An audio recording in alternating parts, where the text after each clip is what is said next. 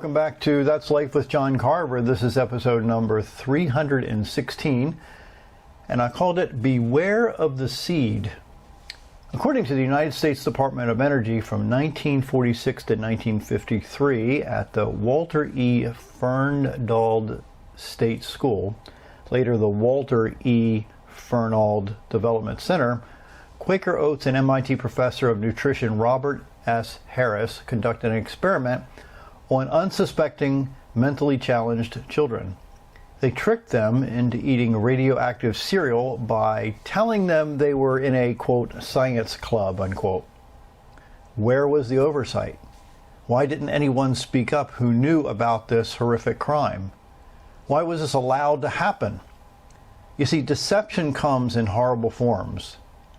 According to Reader's Digest, quote, at the 1919 World Series, 8 Chicago White Sox baseball players intentionally lost against the Cincinnati Reds in exchange for a gambling bribe of about $100,000, nearly $1.5 million today. People grew suspicious when the White Sox athletes started to play uncharacteristically bad in the best-of-9 championship series. Phineas Taylor Barnum created a show of fantastical acts that entertained millions of people. But if you were to get a backstage pass to the so-called greatest show on earth, you'd find that Mr. Barnum made his money off of white lies, embellishments, and exploitation.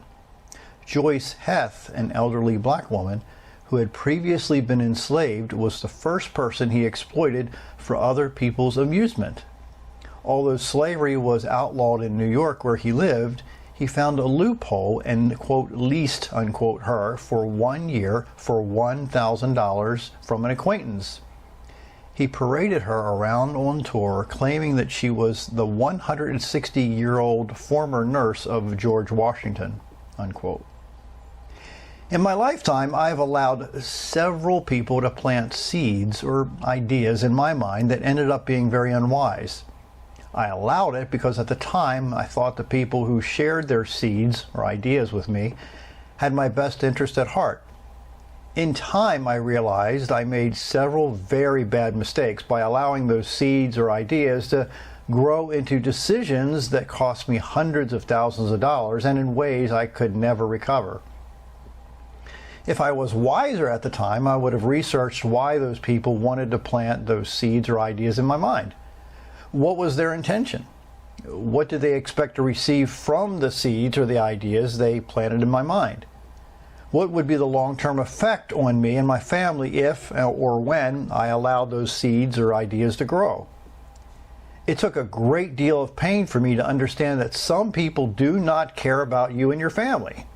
They care about making themselves richer, powerful, and appearing to be very successful. I realized in time that I needed to inspect every seed or idea that I might want to allow to be planted and grow in my mind. This took a bit of work because for a long time I thought most people had good intentions. I began to dig into the backgrounds of those who I was considering allowing them to plant seeds or ideas in my mind. I looked for signs of integrity or deceit. I looked for signs of honoring others before they honored themselves. I looked for signs of lying to others. There's a broader idea that I want you to consider. There are seeds or ideas everywhere that are masquerading as something else. There are those who seek to deceive and disarm as many people as possible.